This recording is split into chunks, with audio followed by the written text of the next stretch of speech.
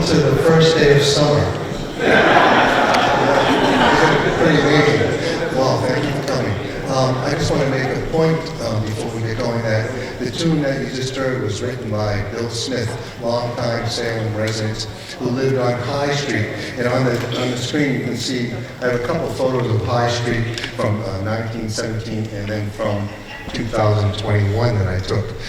Bill and Sarah, folk musicians and Salem residents, he wrote that tune after High Street. And High Street's right behind Steve's Market, if you know Salem at all. Bill couldn't be with us. Unfortunately, Bill and Sarah passed away within the last couple of years. But they would be here if they could.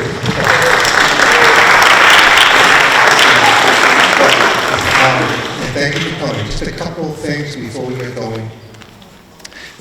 The bathrooms, if you need to go, there's a back door there. You go down the stairs and kind of go under the sanctuary.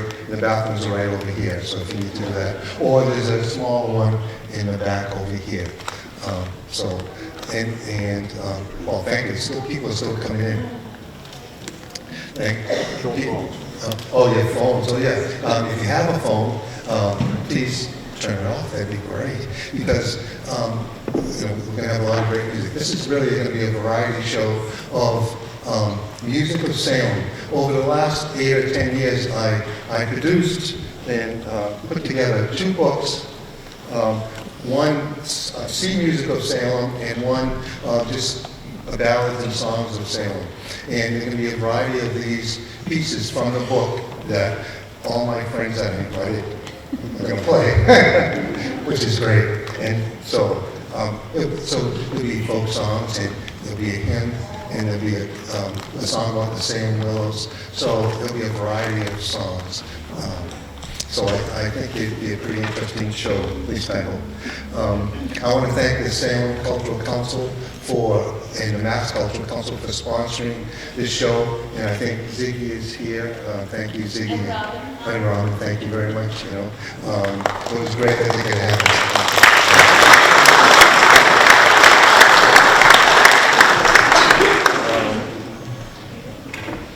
We're going to have a brief intermission, and my friend Mary Barker, who did a lot of the photographs for the book, has her photographs back there. I also have some of my research. If you kind of like research, I brought some of the research back there at one of the tables. And if you do want to buy a book, you're certainly welcome to buy a book or a CD. Take a little bit of this home with you. So thank you.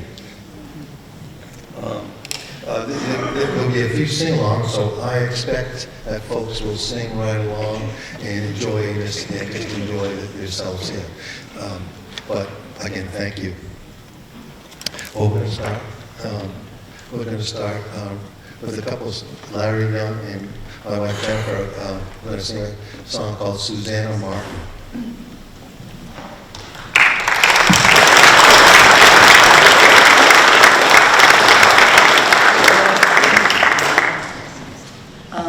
Many of you know about the witch trials, and Susanna Martin was one of the victims of that. She was one of the 14 women victims. She was accused through testimony of the girls of Salem Village and other neighbors, although she maintained her innocence to the very end. She was an example of someone who was easily targeted because she was a widow and there was contested land issues in her family. This song comes from a poem about Susanna Martin.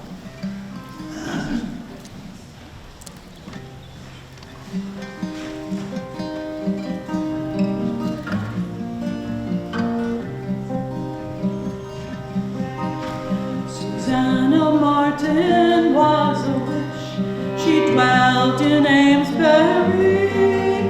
With salty tongue and brilliant eye, she worked her sorcery. And when into the judge's court the sheriffs brought her hither, the lilacs drooped as she passed by, and then was seen to wither. A witch she was, though trim and neat, with comely head held high. It did not seem that one as she, with Satan so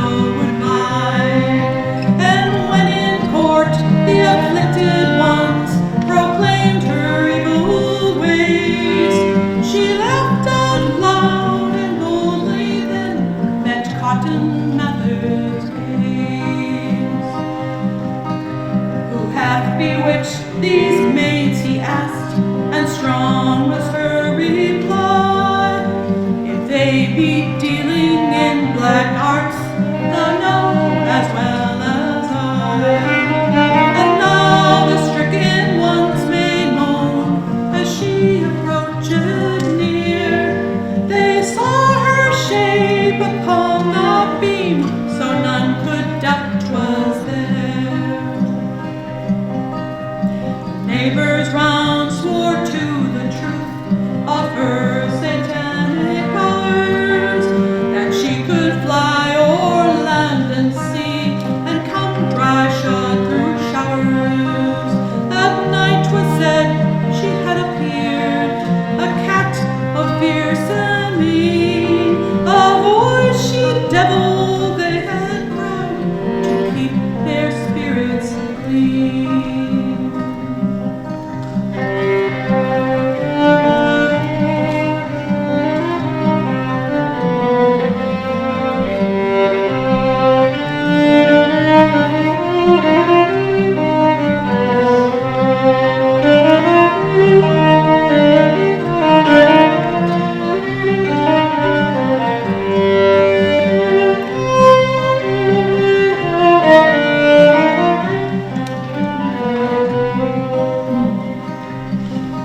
The spectral evidence was weighed, then stern the parson spoke. Thou shalt not suffer a witch to live, 'tis written in the book. Susanna Martin, so accused, spoke with flaming eyes. I scorn these things, for they are not but filthy gossips' lies. Now those bewitched, they cried her out, their voices loud did ring. They saw a bird fly round her head, an evil yellow thing. And so Susanna Martin died beneath the summer sky.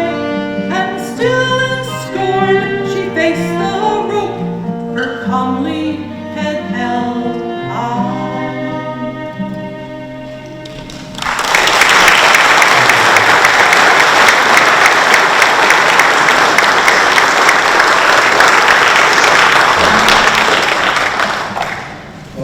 Now, I'd like to introduce my friend Cindy McIntyre and Jennifer. We played in a contra dance band here at the church for 8 years with Bill and Sarah, and we played upstairs in Emerson Hall, and we played these tunes. These are old Salem tunes that Bill found at the Essex Institute some 25 years ago. The first one's called the Salem Artillery. Yep. Yes. And the second And one. the second one is Lelson's Ride. Nelson's Ride. Not sure what ride we're talking about. But Bill found these tunes, and we played them at the dance. Not every month, but on occasion. 2, 3, 4.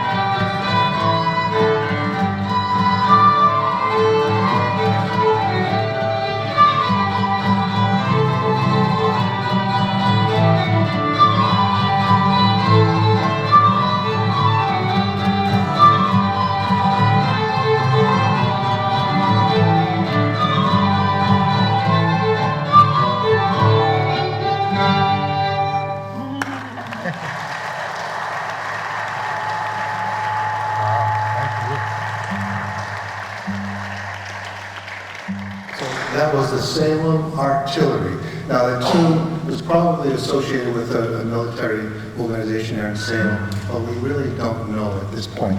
So if anybody knows, let me know. That'd be great. Thanks. All right. All right, so, always too fast. All right. Okay, we'll go slower this time. So this is more of a 6-8 march that they would march off either to muster or to battle. Probably a five and drum five and corps. drum, yeah. Okay. Oh, let me just make sure we start.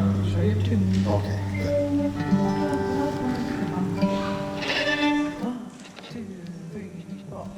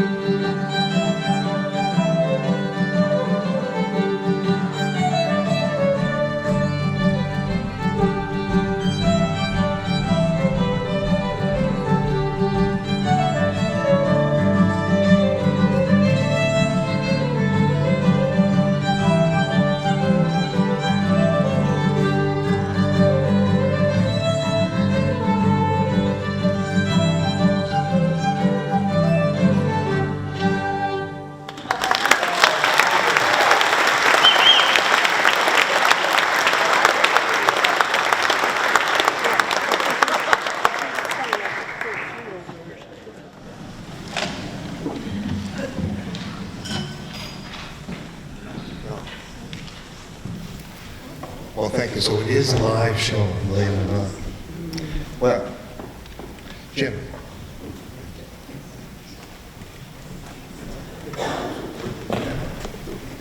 Good evening, folks. My name is Jim McAllister, and I've been asked to periodically interrupt the music, hopefully not unpleasantly, to talk about some historical tidbits. And when the next song is coming up is related to a woman named Harriet Lowe. You probably never heard of her, but Harriet Lowe was born in 1809 into one of the richest, most respected maritime families in Salem. Unfortunately, she had the misfortune to grow up at a time when the mercantile industry here was going to hell in a handbasket.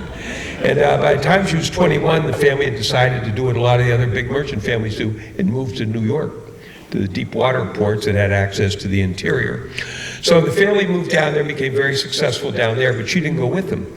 And she didn't stay in Salem either. She joined her uncle, William Henry, and his wife, Abigail, on a vessel that was going to Canton, China. And very exciting for her, you know, and of course, go off to China, this magical kingdom. So when they get over there, they stop in Macau, which was right near Hong Kong, you know, beginning of the Pearl River, and that's where they lived for 5 years. And her uncle was going to be the agent for Russell and Company, the biggest traders with China in the east coast of America. So anyway, the woman had to stay in Macau because only a certain small selected group of the men could go to Canton. And they didn't want the Chinese, any of the women there, because if the woman went there, the men might want to stay. If there were no woman there, all the foreign men would want to go back home or whatever. That was part of their reasoning. So anyway, the men go off to Canton, and she's left there in Macau with her aunt, and you know, it's a lovely life. I mean, you know, they're very wealthy, they're connected, and you know, they've got this very active social life. They go shopping, they've got servants, they've got a mansion, they hang out with all the hoi poi, and oh, it's just very exciting. And they go horseback riding and have teas and balls and everything. But she wasn't satisfied because she just wanted to see Canton. You know, it's always what we can't have that we want. And this thing was really bugging her, you know, and the more she thought about it, it was like me. I used to look out at Baker's Island. I wanted to go there so badly, you know, or whatever, because you couldn't go there. So finally, what they found out was a British woman whose husband was in Canton and who was very sick. She grabbed her 3 kids and just went. She says, I don't care what they say. I'm going to Canton to be with my husband. They get up there and they're telling her she's got to go home. And there's this big, you know, ruckus or whatever.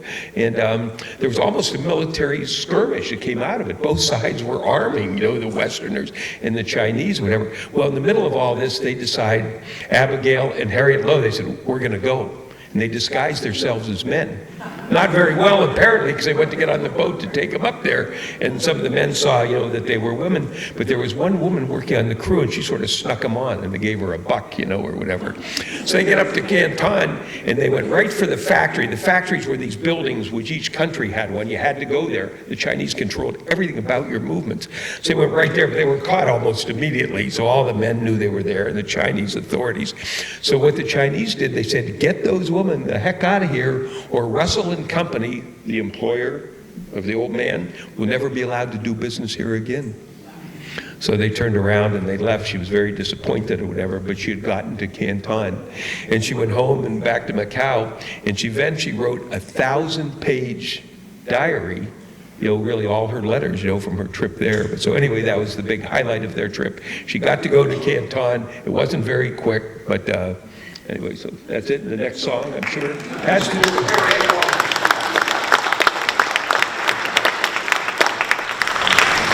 Thank you, Jim. I want to say, I know Daisy and Stan don't need any introduction, but there they are right there.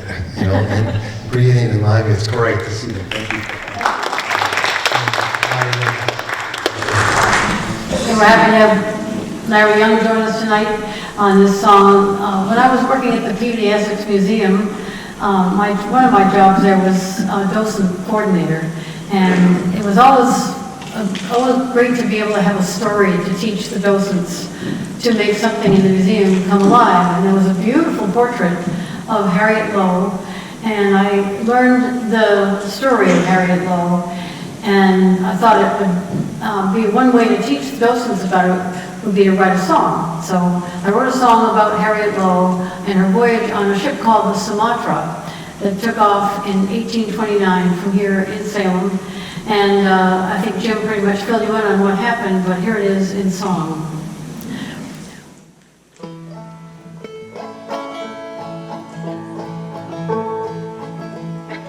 Harriet Lowe, on a day long ago, on board the Sumatra set sail. A companion to aunt, an adventurous jaunt, in her diary recorded this tale. On the day they set sail, other boats did regale, and at Baker's they bid them adieu. At 20 years old, to be gone from the fold, she hoped that her dreams would come true. For her sisters at home, all the places she'd roam were noted in flowery detail.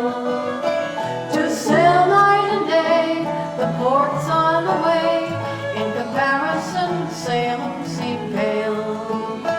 And away from Salem's elegant home, across the ocean to China did roam. To live in Macau, while the men folk went on, up the Pearl River to trade at Canton. An artist of fame, George Chinnery came, and in time he did teach her to draw.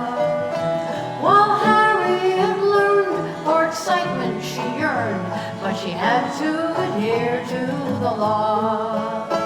Sweet Harriet tried the ways to abide, which kept women out of the hall. But with aunt she did dare, they chucked up their hair, and as sailors they made for Canton. But they did not deceive, and were ordered to leave, or an end to all commerce they'd see. They say curiosity did in the cat, but it seemed it was her cup of tea. And away from Salem's elegant home, across the ocean to China did roam. To live in Macau, while the menfolk went on up the Pearl River to trade at Canton.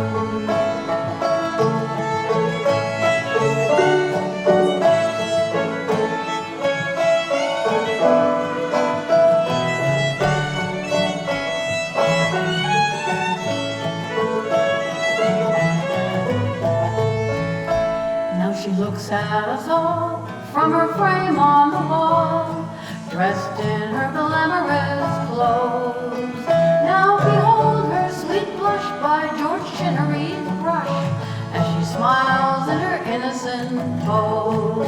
And away from Salem's elegant home, across the ocean to China did roam. To live in Macau, while the menfolk went on up the Pearl River to trade at Canton.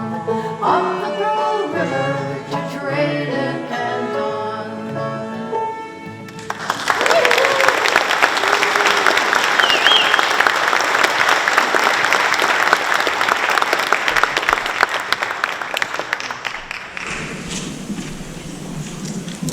Thank you, Daisy and Stan and Larry. Larry Young's up next. I know a lot of people here know Larry.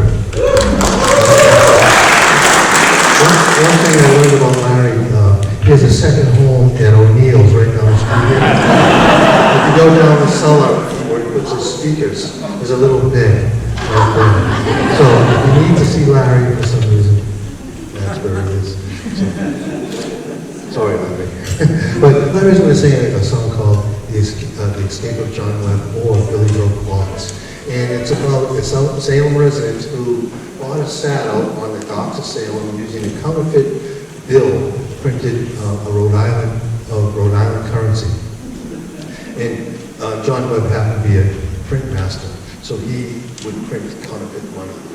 He got arrested, and because he was kind of like a folk hero, because the colonies at that time didn't want to use the British sterling. They wanted to print their own money. So he was almost like a folk hero. So they broke him out of jail and he escaped. So here it is, The Escape of John Webb.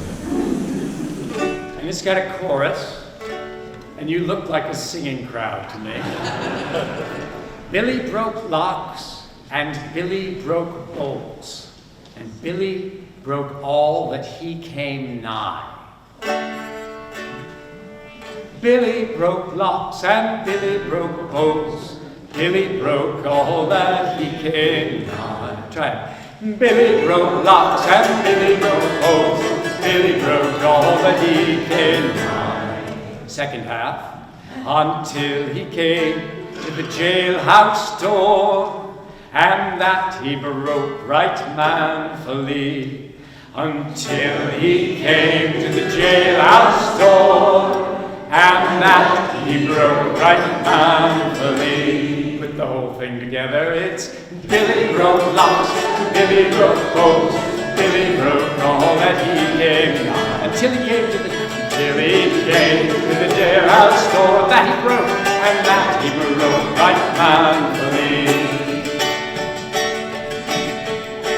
There were 9 to guard the redcoats ranked, 5 to view the town about, 2 to stand at either hand, and 1 to let old tenor out. There was 18 weight, good Spanish iron all between his neck bone and his knee. But Billy took 20 up under his arm, and he carried him away right manfully. Chorus! Billy broke locks, Billy broke bolts, and Billy broke all that he did nigh. Until he came to the jailhouse door, and that he broke right manfully. Now they mounted their horses, away they did ride, who was the hero there and he? Until they came to to the riverside, the river running wild and free. Now the redcoats was coming close on their heels, but they stood patiently. Billy took Johnny up under his arm, and he carried him in right manfully. And Billy broke locks and Billy broke bolts, Billy broke all that he came nigh, until he came to the jailhouse door, and that he broke right manfully. Oh Billy, the sheriff said he, you're the damnedest rascal I did see. Just give us back that iron you stole, and I will say your prisoner's free. Oh no, oh Billy cried he, oh no, that never can be. For the iron will do our horses to shoe, for the blacksmith rides in our company. And Billy broke locks, and Billy broke bolts, and Billy broke all that he came nigh, until he came to the jailhouse door, and that he broke right manfully. Only 72 more verses. Hey, so out till they came to the other side, and who they stood shivering be, until they came unto an inn, where they called the liquor merrily. And then they called for room to dance, and who but they danced merrily. But the very best dancer of them all was old John Webber, who was just set free.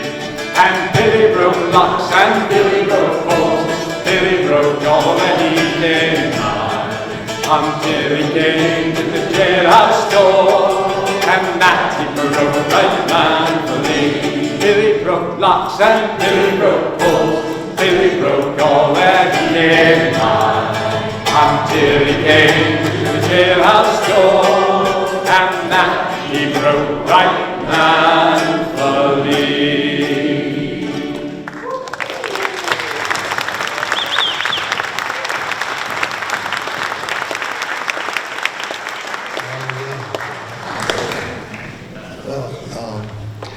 The next piece will be played by Raylene George, and I've known Raylene for maybe 25 or 30 years, and she's the organist and pianist here at this church, and she agreed to play this tune. It's a military tune that was first played on the Salem Common in 1839 by the Boston Brass Band, and it was dedicated to the Salem Mechanic Light Infantry unit that was housed here in Salem. So, Raylene, thank you very much.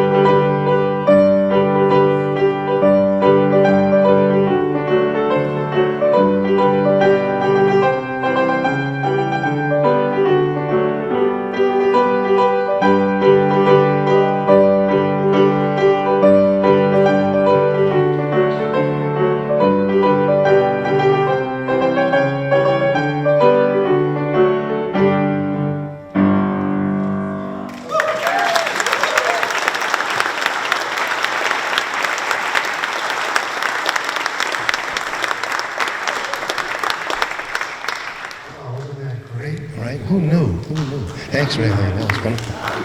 Well, next up, Gary Foreman. Gary, an old Navy man, and he has the tattoos to prove it. He's going to sing a couple songs. The first song is called The Embargo. And that was, I found that in the Salem Gazette of 1807. And it was one of the embargoes that we had. And we were not allowed to trade with Europe because of all the problems that were happening over there. And this was, it's one of those, it's a good example of a song that's sung to a tune that we already know. And Gary will talk about that a little. And the next song, he's going to sing a broadside ballad about a salesman going from Salem to Lynn to all the taverns selling blackening polish for your boots. So, and that's another song sung to a popular tune of the day. Okay, Gary, thank you. All right. Thank you, Bob. If you would turn in your books to page 120, the old Salem in the Sea. If you don't have your book readily available, the chorus is very easy. Now, I'd like to challenge everybody here because it looks like kind of a rowdy pub sing to me. If I were to sing, "Oh dear, what can the matter be?" What would the second one be? All right, I heard a few 7 old ladies get stuck in the lavatory. That's not the way they're going. But you're right. Oh dear, what can the matter be? Dear, dear, what can the matter be? Oh dear, what can the matter be? The embargo don't answer its end. That's the tricky part. The embargo don't answer its end.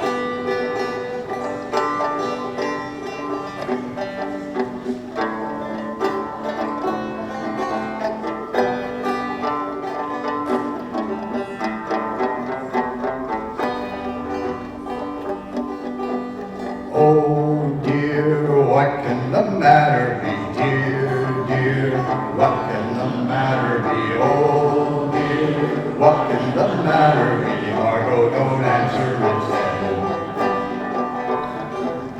It promised to make great Bonaparte humble.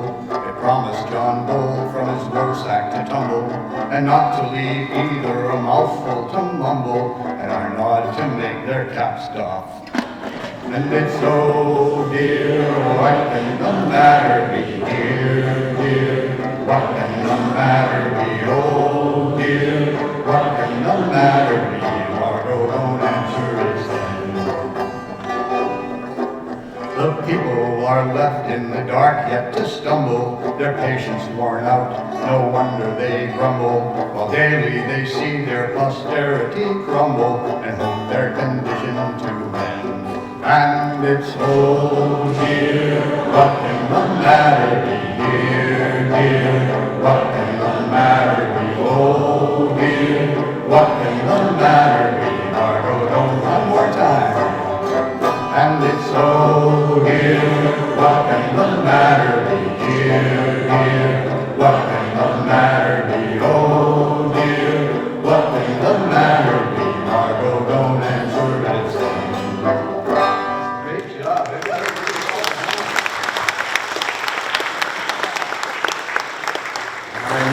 Amongst the singing crowd. All right, now if you'll turn to the next volume, Old Salem and Ballad and Song, page 110. The New England Blacking Man. Just like today, if you've got a great product that you're really proud of and willing to push, then you grab a song that everybody knows and you marry the two together, and that's what you come up with. William Warner developed his bootblacking and came up with this song, but apparently he was so enamored with his product, rightfully so, that he didn't give it a chorus. So naturally, I have given it one. And again, you all know this chorus, and I'll play it once through, and you can join in when it comes around.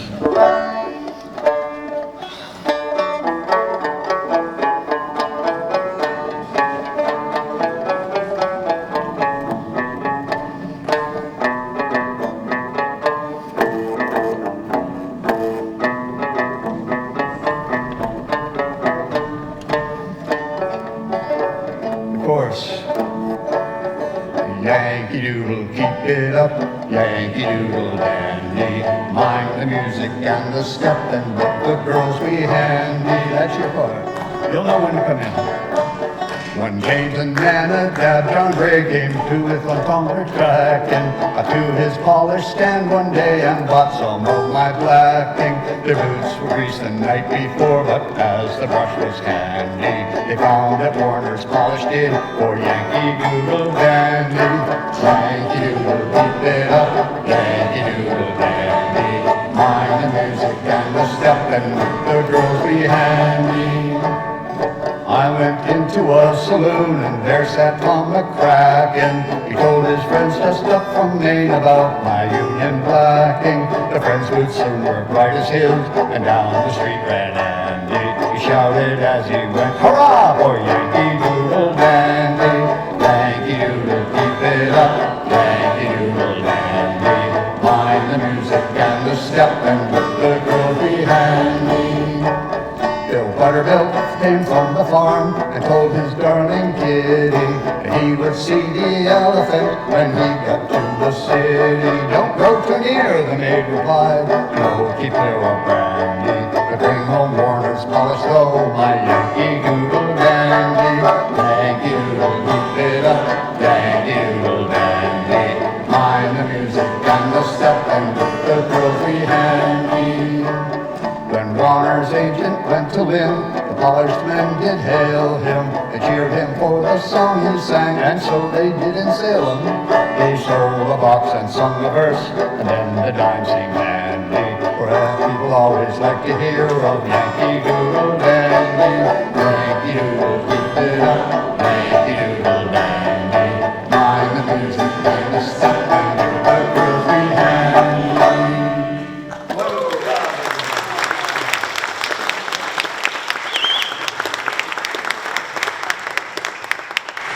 Well, who knew Yankee Doodle dandy, right? Who knew? That was great. Thanks, Gary. So we had a little change in the program from number 10 from Federal Street, but Raylene has agreed to come up and play a tune on the piano called Chestnut Street. Now, people know Chestnut Street right over here, the most beautiful street in America. That's what they say anyways. But this was written by Henry K. Oliver. And Jim is going to talk about Henry K. Oliver during the second half. So this is a little teaser. Thanks.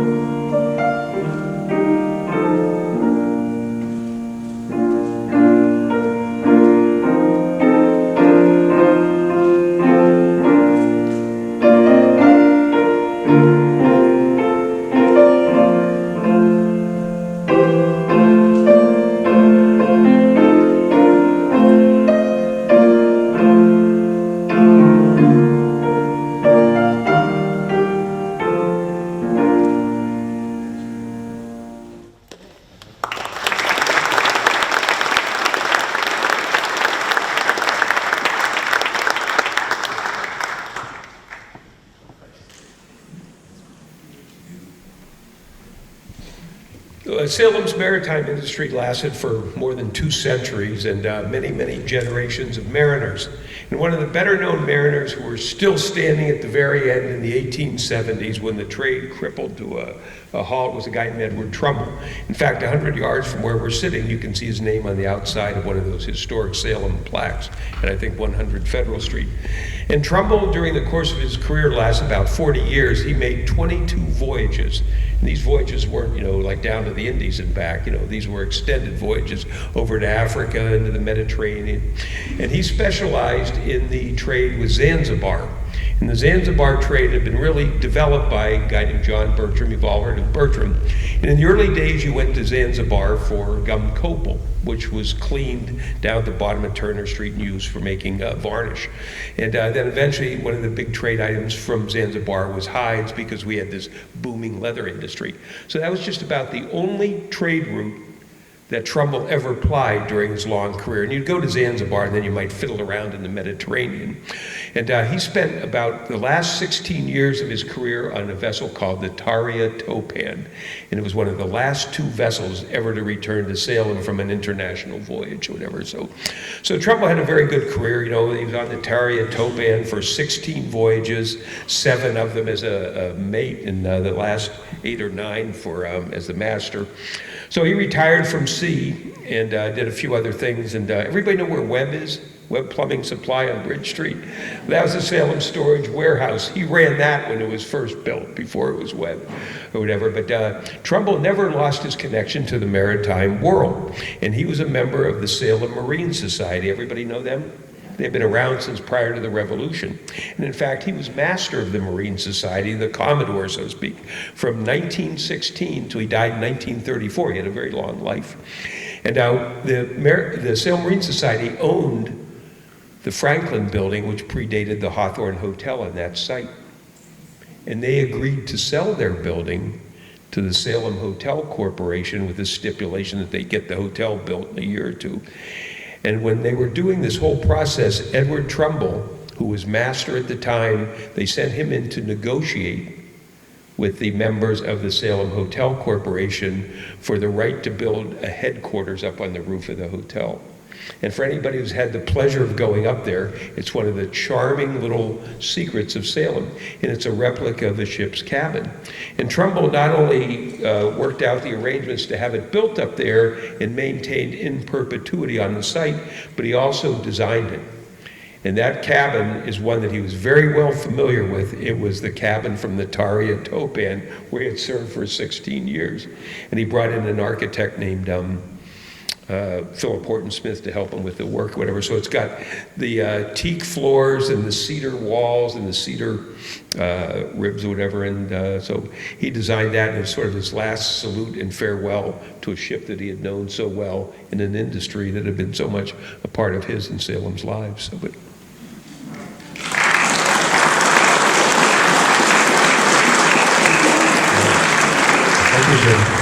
So Peter and Audie Souza live in Gloucester, and they're leaders of a shanty group called 3 Sheets to the Wind. And a lot of them are here, which is great. But don't read anything into the title, 3 Sheets to the Wind, because they're usually only 2 or 1.5 sheets most of the time. There you go, Peter. I've never been there. Peter and Audie Souza, thank you. Well, it's great. Great to see a lot of new faces and friends and family and all kinds of familiar ones. So we're going to do a couple of shanties. The 2 that we selected here are Whiskey Johnny and Moving Ranzo. And the choruses are very simple. Join in. We love to hear noise. It's great about singing a whiskey song in church. So, if you got a flask, enjoy it. So, Whiskey Johnny is from the singing of Captain Edward B. Trumbull of Salem when he was on the bark, the Taria Topan. Trumbull made 16 voyages on the Taria Topan, 9 as mate, 7 as master, and then he retired from sea in 1890.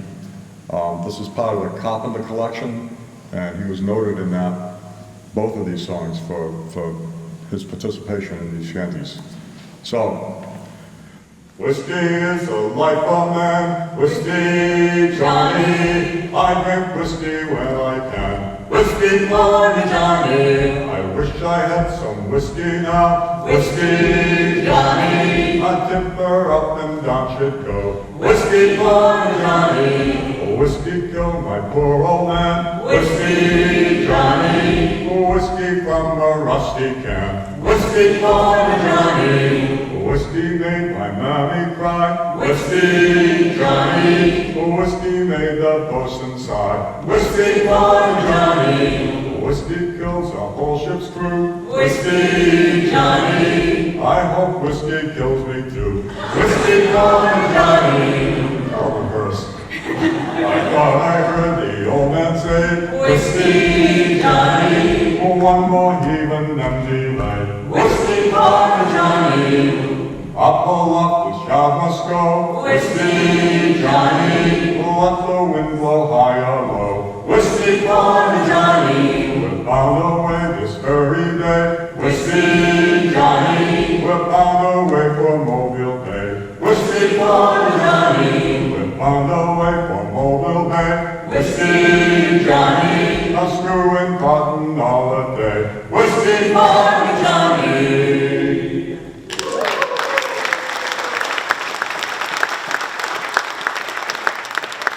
Well, the shanties were basically work songs. They were in place for approximately 100 years, and Trumbull was instrumental, as Bob has noted in his book, and the pages that Gary pointed out. And get the book, it's awesome. And thank you to Bob for putting all this together, too.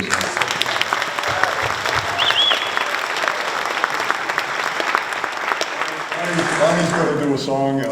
This is Ruben Ranzo. Ruben Ranzo, this song was also part of the Carpenter collection, and they gave credit to Trumbull. Ranzo was whipped and then taken by the captain of the vessel, and he was brought into his cabin, and the captain's daughter took a fancy to him. So here is the shanty that tells the tale. Oh, Ranzo was no sailor, Ranzo, boys, Ranzo. He shipped on board of a whaler, Ranzo, boys, Ranzo. Oh, Ranzo was no sailor, Ranzo, boys, Ranzo. He was a German tailor, Ranzo, boys, Ranzo. He could not do his duty, Ranzo, boys, Ranzo. It seemed to him a pity, Ranzo, boys, Ranzo. They gave him 4 and 20, Ranzo, boys, Ranzo, which is 19 more than plenty. Ranzo, boys, Ranzo, the captain being a good man, Ranzo, boys, Ranzo, he took him to the cabin, Ranzo, boys, Ranzo, he gave him rum and brandy, Ranzo, boys, Ranzo, he always kept it handy, Ranzo, boys, Ranzo, he courted the captain's daughter, Ranzo, boys, Ranzo, no more with a ship but a whaler, Ranzo, boys, Ranzo.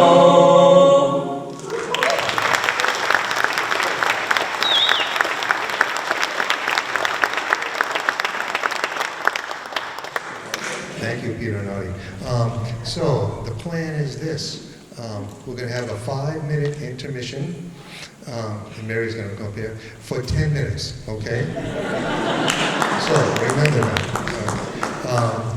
And when you hear the music start playing again, if you could come back, it'd be great. All right. So remember, 5-minute intermission for 10 minutes, okay?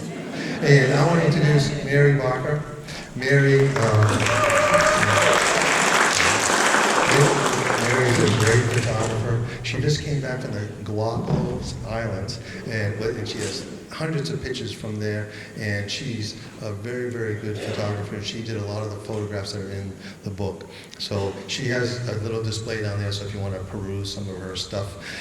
Again, I have research down in the corner if you want to look at some of my research, and if you want to buy a book or a CD, you're welcome to do that also. So remember, 5-minute break for 10 minutes, and we'll see you in a little while, okay? All right, thanks a lot.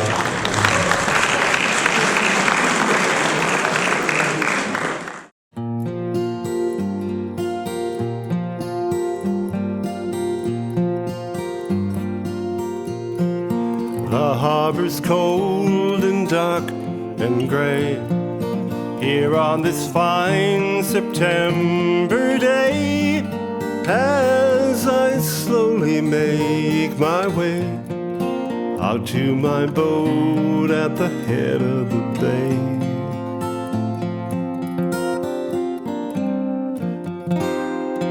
I always knew it dwelt in me, an internal longing for the sea, an echo calling for the coast. It was a life that I wanted the most.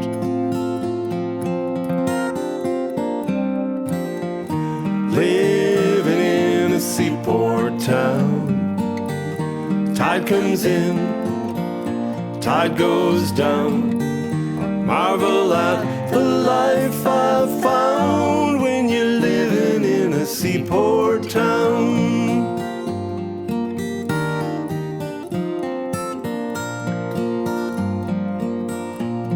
The smell of the brisk, salty sea air, the boats in the harbor waiting there for their captains to arrive, raise up their sails and they become alive.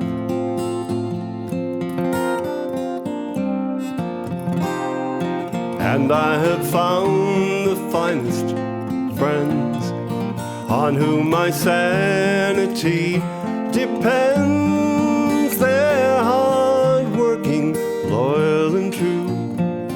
They are the ones who I raise my glass to. Living in a seaport town, tide comes in, tide goes down. I marvel at the friends I've found when you're living in a seaport town.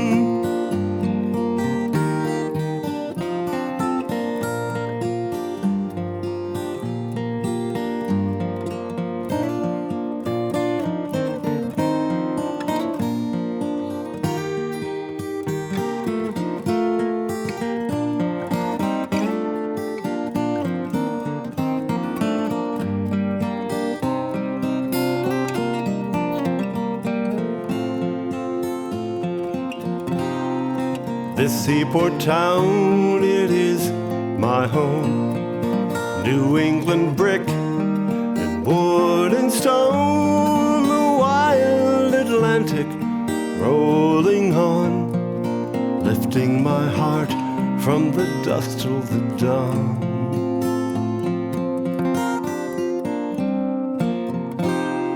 And I could not ask much more of life, but somehow I found the perfect wife.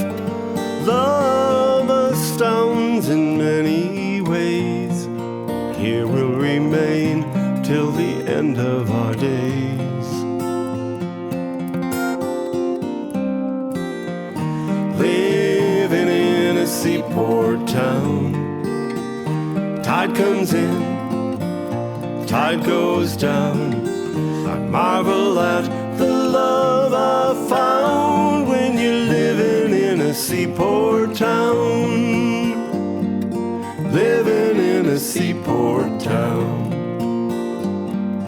Living in a seaport town.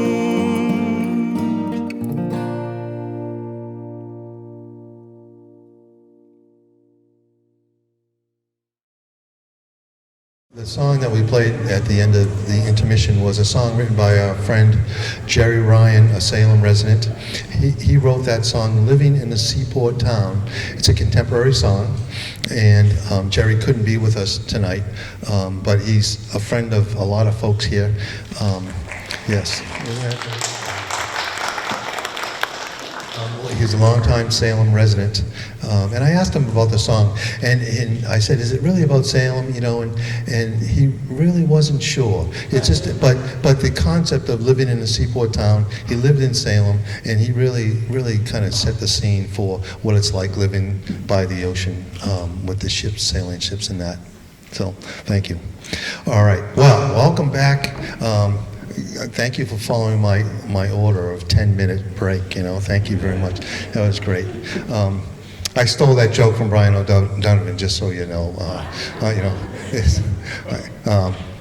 I can't tell a lie. But so up next, I first met Dan and Bobby on one of those Celtic sales that Michael O'Leary puts on, and I saw Dan play guitar, and I went, well, I really need to keep practicing, I've decided. And Dan has written a couple guitar books and one mandolin book, and Bobby does everything. If you look at her clothing today, she made most of that.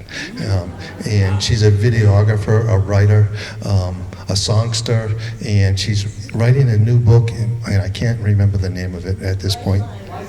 Lifeline, and it will be out in, I think, in spring of 2023. So they don't rest, and they're pretty talented. So they're going to do a couple songs. Dan's going to do Colonel Pickering's March to Lexington. If you know anything about Colonel Pickering marching to Lexington, I don't think they made it. I think they stopped off at Bell's Tavern, someplace in Danvers. But there is a tune that went with his military group, and the second tune he's going to play is the Salem Hornpipe, which was written by Patrick Sargent in 1853. He was a Salem band leader at that point. And then Bobby is going to talk about her song, The Flirtation, that we found in the Salem Gazette. Thank you. So first we're going to do a miniature sound check. So tell me, can you hear?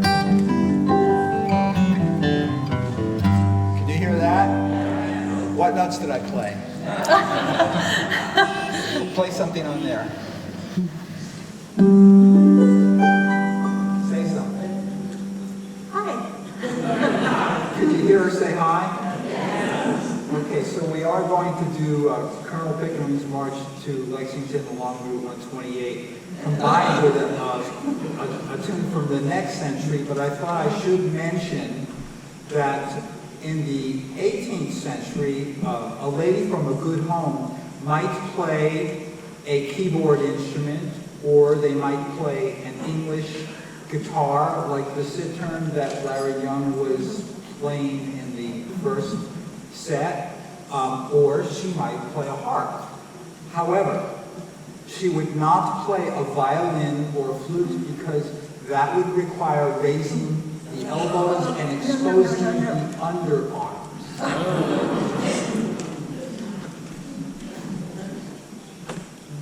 1, 2, 3.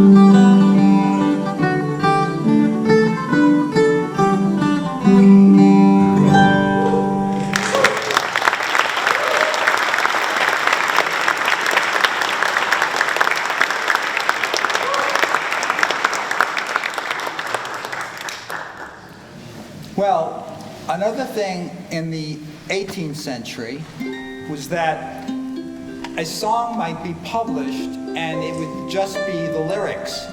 And it would say on it, sing to the tune of, and then it would list some popular tune of the day. Or it might not list a tune at all, which is what we have in this case. So what my good wife did was to take a popular tune of the same era, Come Haste to the Wedding, which you will still hear at contra dances today, and modify it a little to fit the words. And it hopefully will come out to your enjoyment. But, ladies and gentlemen, this requires audience participation. So, my good wife will end each verse with a line that includes the words and having a little flirtation. So, she will sing that line, and then all of you will sing the line again with me. So we're going to give it a little try and see what happens. Here we go. And having a little flirtation. And having a little flirtation. Oh, dear. Perhaps you will be more greatly inspired to sing if you are looking at the person seated next to you on your left or on your right. And perhaps you could also bat your eye while looking at them. So we'll give it one more try before we actually do the song. And having a little flirtation. And having a little flirtation. Much, much better.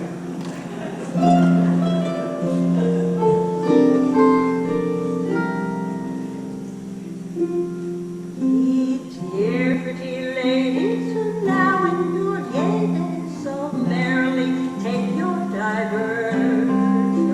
Sure there is no sport in comparison to nothing, or having a little flirtation, or having a little flirtation. What now though you call an assembly or home delightful and sweet recreation? How soon you would treat it as dull and insipid had you not a little flirtation. Had you not a little flirtation.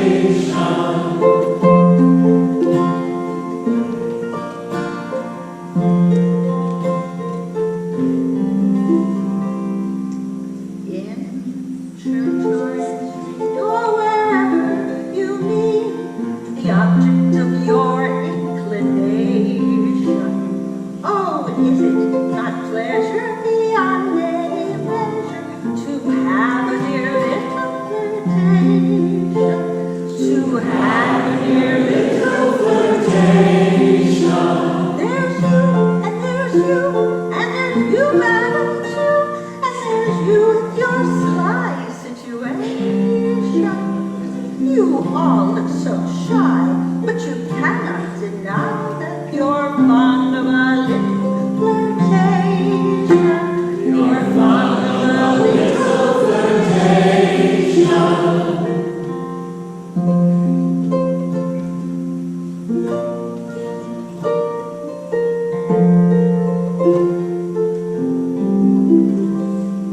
You all look so shy, but you cannot deny that you're fond of a little flirtation. You're fond of a little flirtation.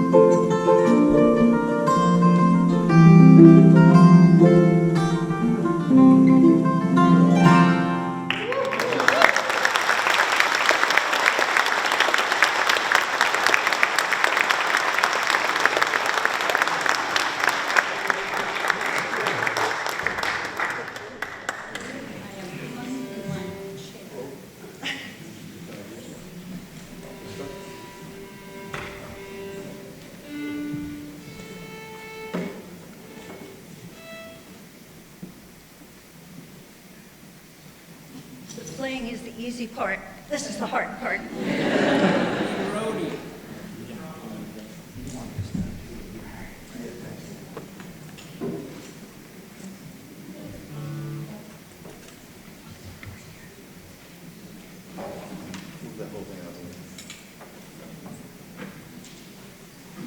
I don't know if you can see.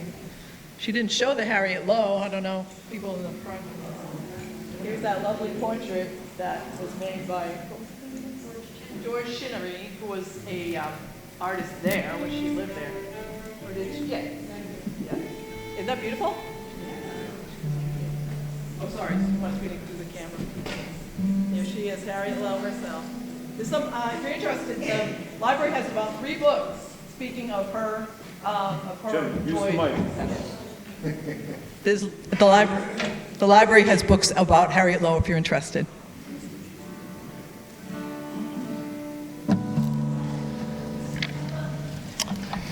Okay.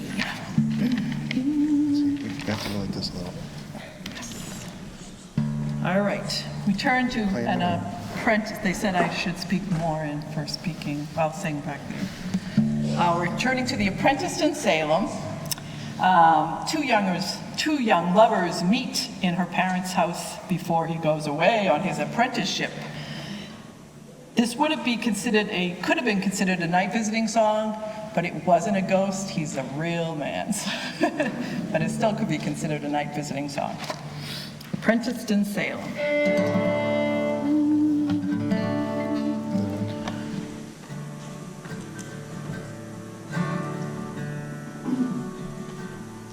When I was apprenticed in Salem, I went to see my dear. The candles all were burning, the moon shone bright and clear. I knocked upon her window to ease her of her pain. She rose up to let me in and barred the door again.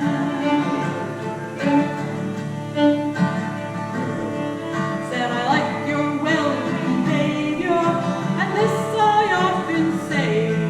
I cannot rest contented when you are far away.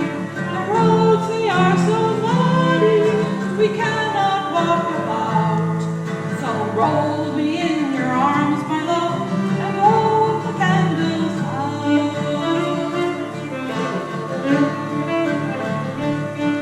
Your father and your mother in yonder room do lie, hugging one another, so why not you and I, hugging one another without a fear or doubt. So roll me in your arms, my love, and hold the candles out.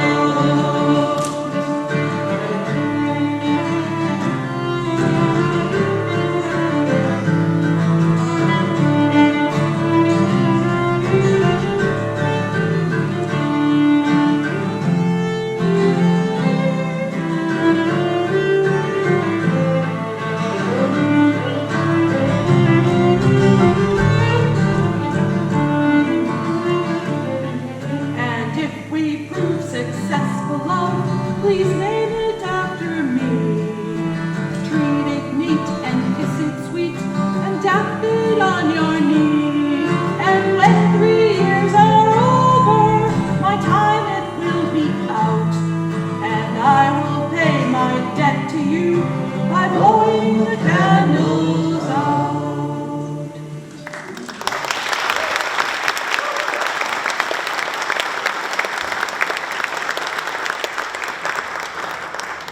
Thank you very much. I'm going to sing you a song, but first of all, I make apologies to my 2 college roommates that came tonight to hear this, because they've heard me practice back 30 years ago, and they would throw sneakers at me and things like that. But here we are. So it's great. I'm going to sing another version, another song collected by Carpenter by Trumbull, lived on 90 Federal Street, and it's called the Hoodah Shanty. So, and it's a Stephen Foster melody of Camptown Races. So your part is Hoodah, Hoodah. You guys can do that. Hoodah, Hoodah. Hoodah. Right? I think a lot of people know this, but easy to pick up. Is this the Gold Rush song? Oh yes, it's a Gold Rush song. Salem sent a lot of ships to supply the Gold Rush with supplies and people, and like expensive jeans. Yeah. See. Okay. How's it go? Da, da, da.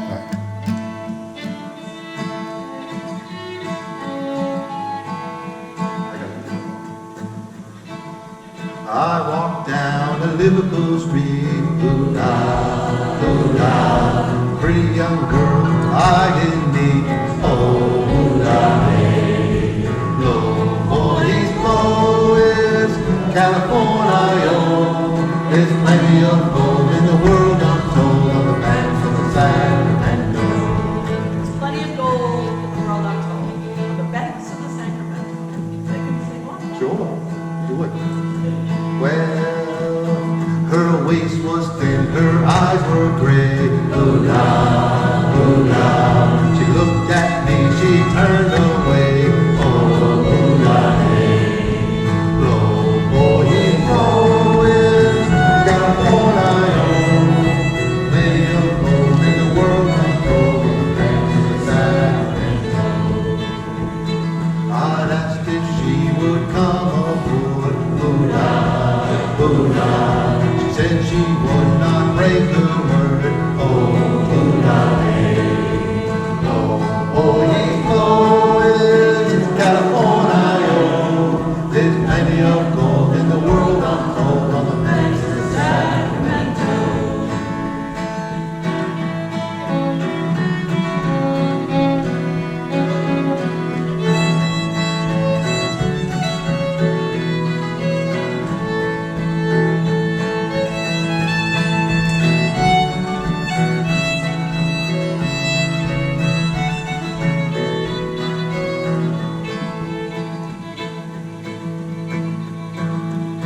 She said she has a sailor at sea. Hoodah, hoodah. She would not leave him, not for me. Oh, hoodah, hey. Oh, he's blowing, California. There's plenty of gold in the world untold on the banks of the Sacramento. He's blowing, California.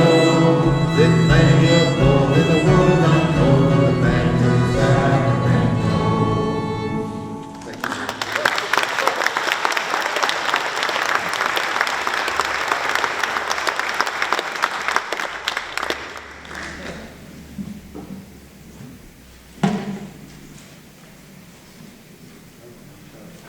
Oh, what's next here? Well, thank you for that. I have to see what's next. Oh, the Salem Willows for Mine. Oh, this is pretty good. Now this is a song. In the 1800s, dancing happened a lot downtown here in Hamilton Hall and a lot of people's homes. But around the 1900s or so, 1910s, dancing moved out to the Salem Willows. And this song was written around 1915, and my friend Elizabeth and Raylene are going to play this song. And Elizabeth, for people who don't know, was minister at this church for about 9 or 10 years, about 10 years ago. And 2020, oh geez. It's been that long, Elizabeth? Oh, Lori, and she's going to be joined by her partner, Lori. This is, we're looking forward to this one. So enjoy the Salem Willows for Mine.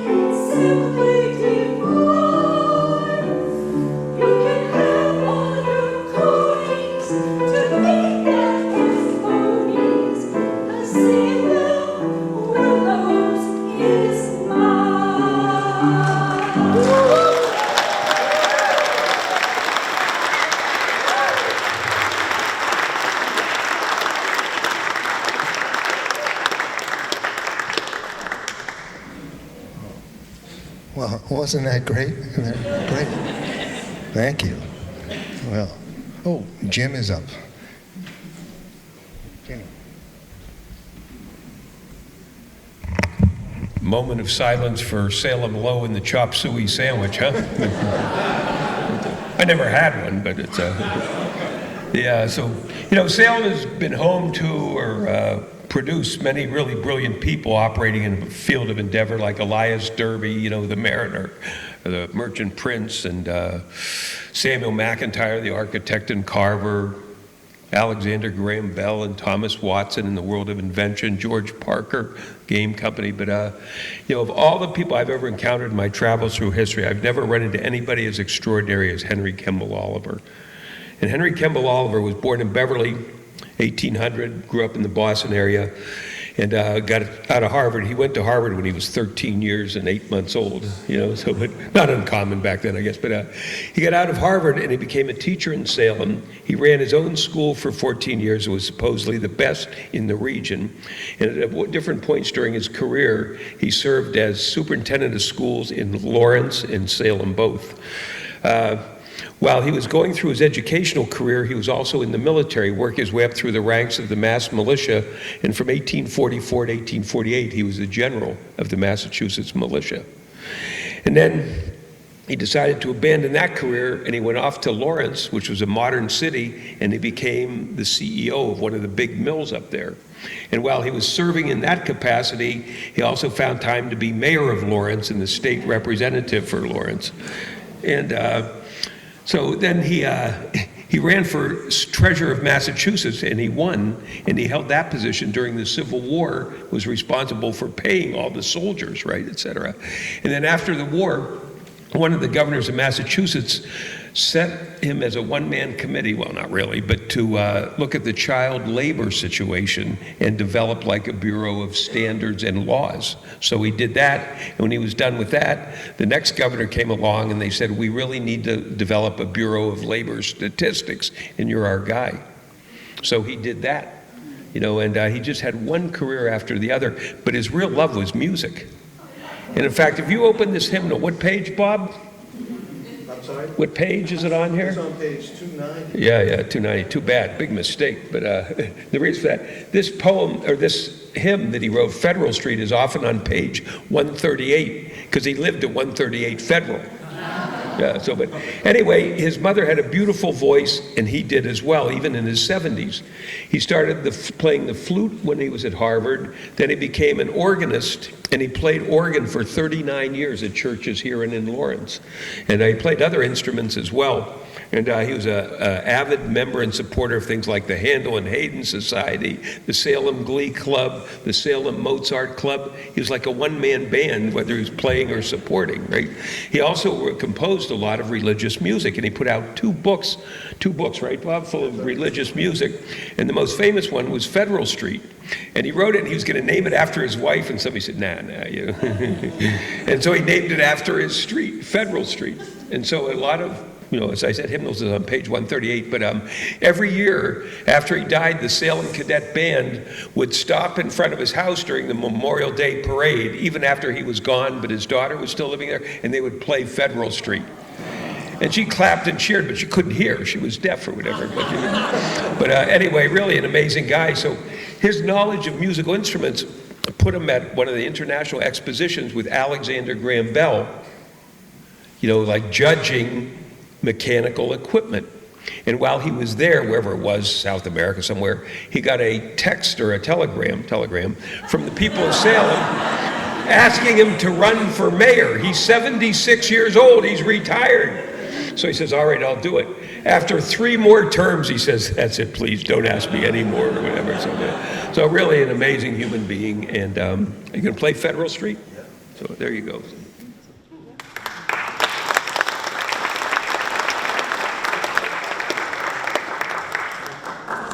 Well, now, you know, Federal Street is really intertwined in music. In our hymnal that's in your pews, the red hymnal, if you open up to page 290, the tune Federal Street is in there. Raylene's going to play the tune one time through, and we're going to sing, actually, you all, with us, are going to sing the first 2 verses. So if you like to join. It's called Jesus, Thou, Joy of Loving Hearts. But, so it's, you know, it's really intertwined without really us knowing that. And I look at it this way, think of 100 years from now, and if you thought about a mayor of Salem writing music like Kim Driscoll or Neil Harrington, you know, imagine that, wouldn't that be pretty interesting, you know? But this is what's happened, you know, we're singing his song. So please join in, and we'll do 2 verses, 1 and 2, after Raylene plays a tune one time, so we all have it. So if you want to stand, you can, but you don't have to.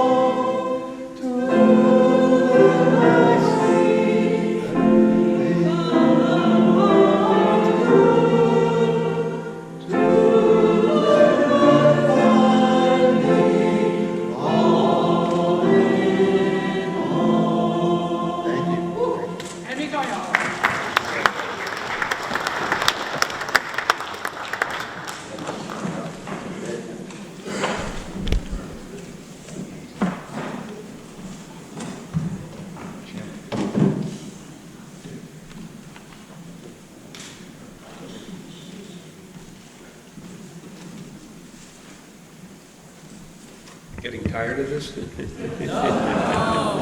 But John Bertram, yeah, I know you. John Bertram and the Eliza, and back in March of 1848, Mexico sold to the United States for $15 million what is now California. You think a year later they had to go, what the hell did we do? Because gold had been discovered at Sutter's Mills a couple months before, but they had no idea how great a stake this thing was going to be, And so the United States owned the greatest gold mine ever, really, at that point. So anyway, there was money to be made. John Bertram of Salem had made a fortune in the maritime trade, and he was also making a second fortune in railroads. But a guy named Adam Phillips approached him, and he said, listen, there's an opportunity here to make a lot of money. He says, forget prospecting. You've got all these prospectors out there in the fields that they need like food, they need clothing, they need equipment. That's where the money is. And he said, I think that if you got up a voyage, I'll go and sell everything for you and become a commission agent. So Bertram rounds up 4 or 5 people, and they load this vessel, the Eliza, which was about 24 years old, so they prayed it would get there, but anyway, they loaded it with a little bit of everything, every conceivable type of food stuff, and they sent axes and picks and, boots and everything, just everything you might want to need. And they said, this is where the real gold was. You didn't have to worry about whether you found anything in the ground. You were making a killing off the miners or whatever. So anyway, they had a very uneventful voyage. And it was interesting because on the way they did a version of Oh Susanna, Oh California. And are you guys going to sing that? Yeah, so that's what I thought. But anyway, it's great. And so they sang it when they were leaving, shore or whatever, and everybody sang along with them. They said whenever they got close enough to another ship they were passing on the way, they would sing it to them. And ultimately, they made it in 160 days. And when they got there, they stayed in San Francisco for a short time, but the Eliza became the first ship to go up the Sacramento River towards the gold fields. They didn't know if they could make it, but they did. So it became this huge floating store. And they had flyers printed. They still had flyers back then, do you believe it? They had flyers printed and sent them out into the gold fields. So it became a store, and they had church services on the Eliza. It was really an amazing, they made a lot of money off of it or whatever. So, but anyway, I can see them back here ready to play, so I'm going to get the hell out of them.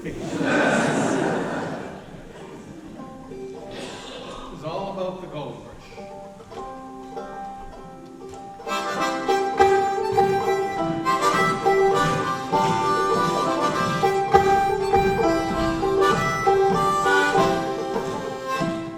I come from Salem City with the washbowl on my knee. I'm going to California, the gold must for to see. It rained all night the day I left, the weather it was dry. The sun so hot I froze to death, oh brothers don't you cry. Oh California, now that's the land for me. I'm bound for San Francisco, with the washbowl on my knee.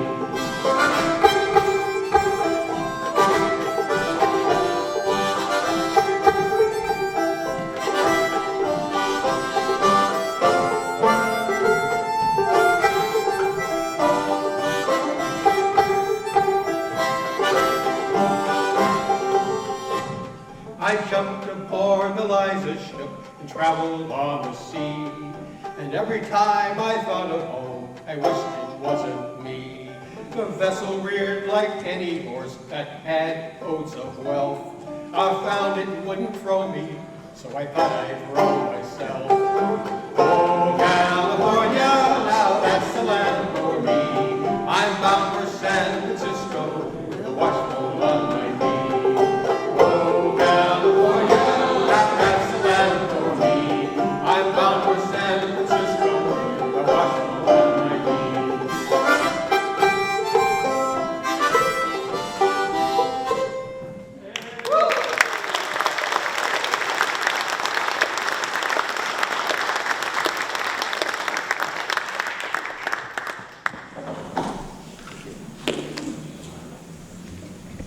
Well, that was great. I don't know if anybody knows this, but Captain Stan, he runs this band. He has this great dance band called the Captain Stan's Foo-Foo Band.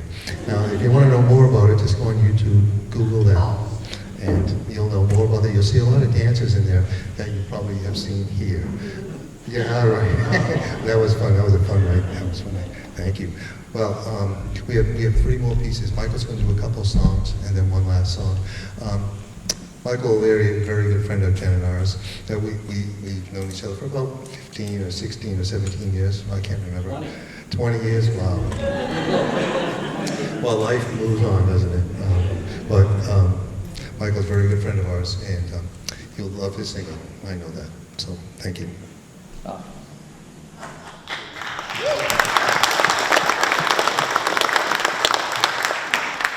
So thanks so much. It's so great to be a part of this, and we're kind of coming to the close, and it's just been, gosh, what a beautiful night. And it's so great to be part of this great ensemble of musicians, the Songs of Old Salem Revival Choir. Everybody's going to get up and do a song at the end.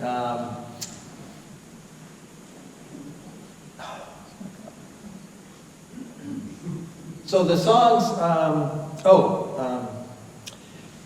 in a way, this kind of is a revival. In a real sense, as many of you know, I sing Irish songs, traditional songs, and in those circles, there's a favorite quote. It's from a poem by Brendan Kennelly, and it's in the last verse of the poem, and you often hear it pops up here and there during its sessions or whatever. All songs are living ghosts and long for a living voice. All songs are living ghosts and long for a living voice.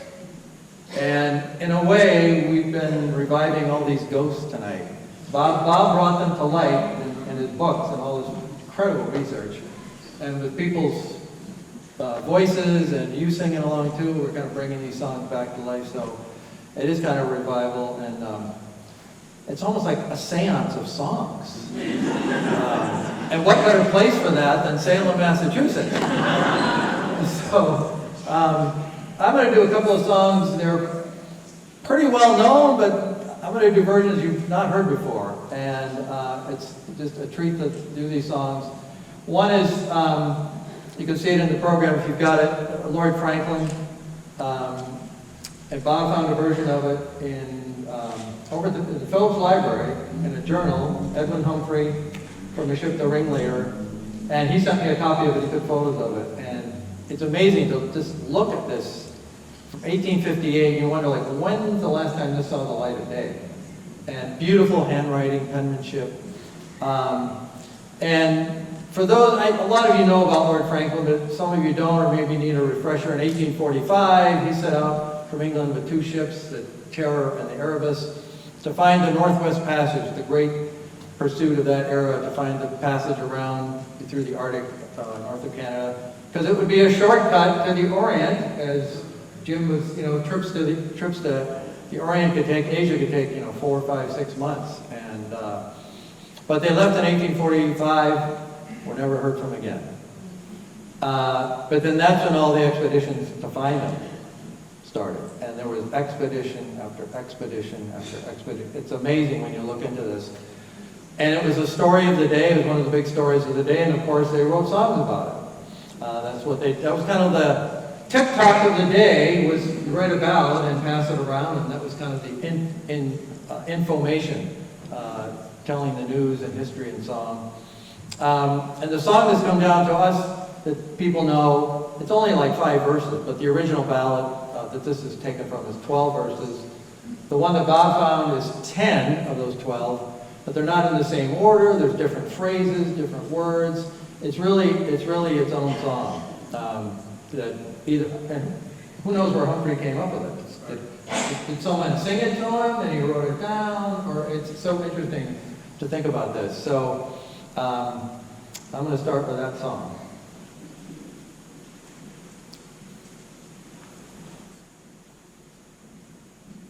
Young seamen bold, who have withstood the storms that rose over the mighty flood, attend these lines which I shall name. It will put you in mind of a sufferer's dream.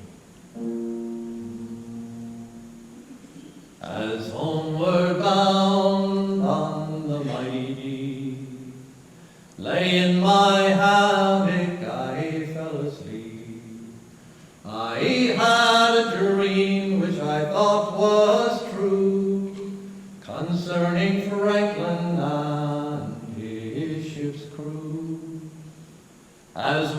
passed by the Arctic shore, I heard a lady she didn't deplore. She wept aloud and seemed to say, alas, my Franklin is far away.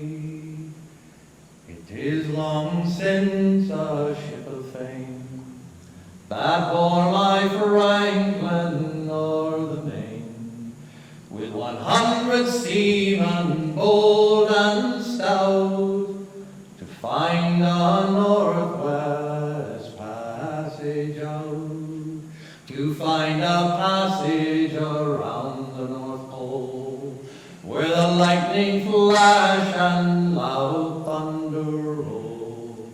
It's more than mortal man can do, with hearts undaunted and courage true. Now sad forebodings does give me pain, since my long-lost Franklin has crossed the main. 10,000 pounds I will freely give to know on earth that my Franklin lives. 7 long years has passed and gone, blows many a keen and a wintry storm, blows o'er the graves where poor seamen fell, whose fate and sufferings no tongue can tell. There's Captain Kelly of Seaburn Town, Cromwell and Barry of high renown. There is Captain Ross and many more, a long time been cruising the Arctic shores. They sailed east and they sailed west, along Greenland shores where they thought best. Through toils and dangers they manly stood, till by mountainous icebergs their ships were stowed. In Baffin's Bay where the whalefish blows, the fate of Franklin no one doth know. But alas, he is gone like many more, who have left their home to return no more. Lord Franklin.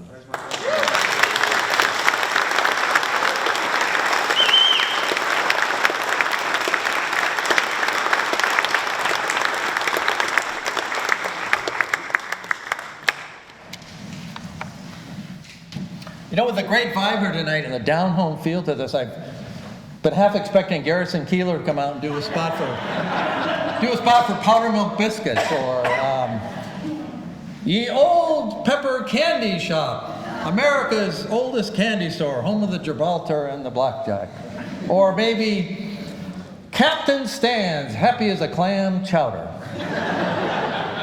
It's tasty and just the right bit salty. So this next song is also an American classic, probably even more widely known than Lord Franklin. In your program, it shows up as The Wide Missouri, and some of you know where that's headed.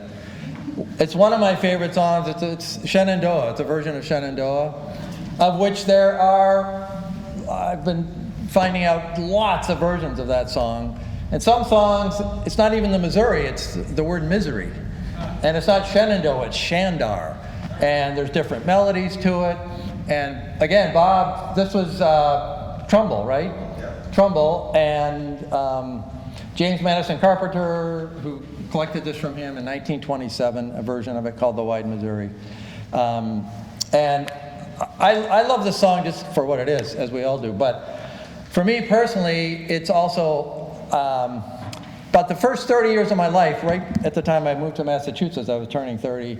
I'm from the Midwest, and well over 20 of those first 30 years, I was living in one town or city or another on the Missouri River. So, dear place to me. And a lot of, it's like another lifetime for me. And in this song, well, with Lord Franklin in this song, I was seeing lines I'd never heard before. I'm sure you know, there were lines you guys, and like, wow, that's new, and Lord Franklin, I didn't, you know. And so I was like kind of playing a game, like going on Google and taking phrases and lines, putting them in there to see where else they would turn up. And there's a line in this that I just love. I love the place where runs her water. And I Googled that thinking, well, I wonder what other versions of this song is going to show up in. Didn't show up in any, at least that are online, connected to the internet. Not only that, it doesn't show up in anything on the internet. No other, it's just amazing. And you think, all of us have, if you just think to yourself, I love the place where, and we all could fill in the blank with, you know, places that are dear to our hearts, you know, multiple places in our lives. And so that's, this song is close to me in that way.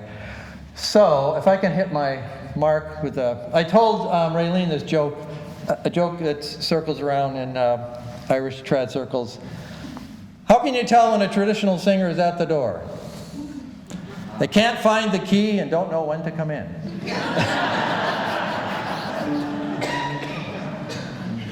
So this has a refrain, but it's a little different. The melody's going to be different, but please sing on. You know the second and fourth lines are a refrain of this.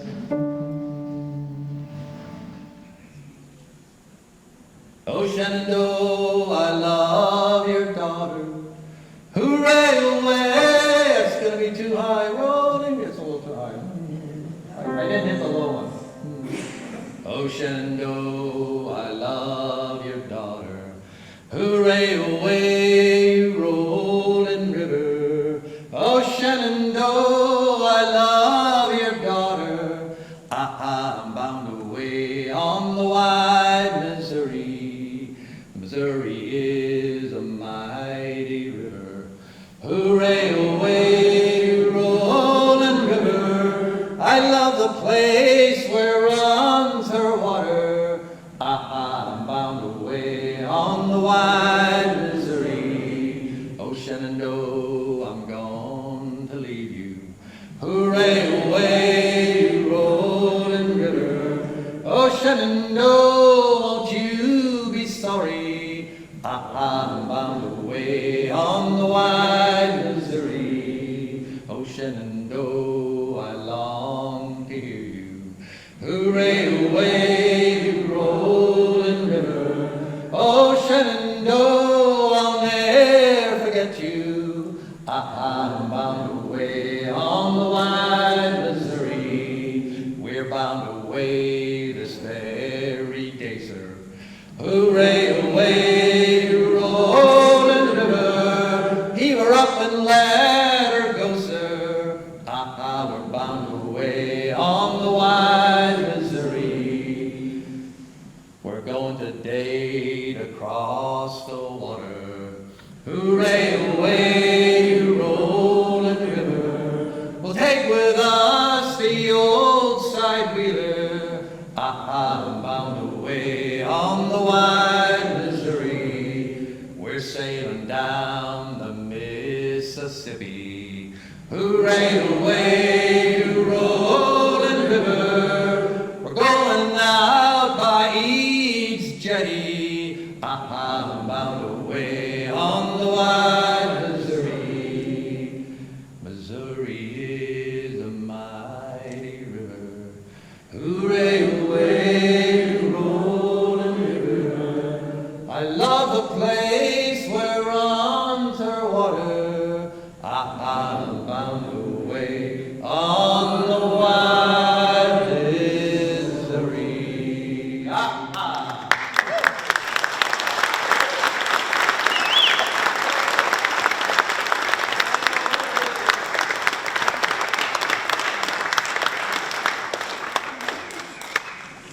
It was time for the choir, right? Yeah. Well, The revival choir. yeah. Well, thank you again for coming. This was wonderful, you know. Thank you. Thank you to Jim McAllister, all the musicians over there, the singers. Oh, it's just wonderful.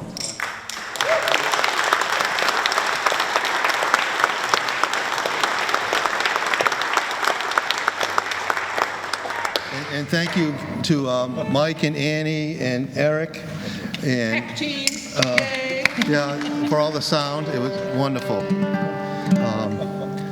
I couldn't have done it. So we're going to leave it with one last song. It's one of those happy camper songs about doom and gloom.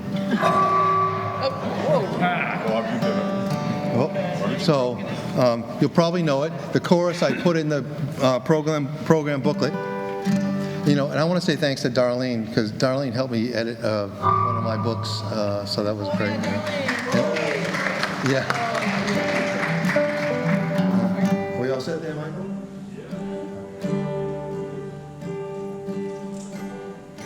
It was Friday morning, we set sail. We sailed not far from this land.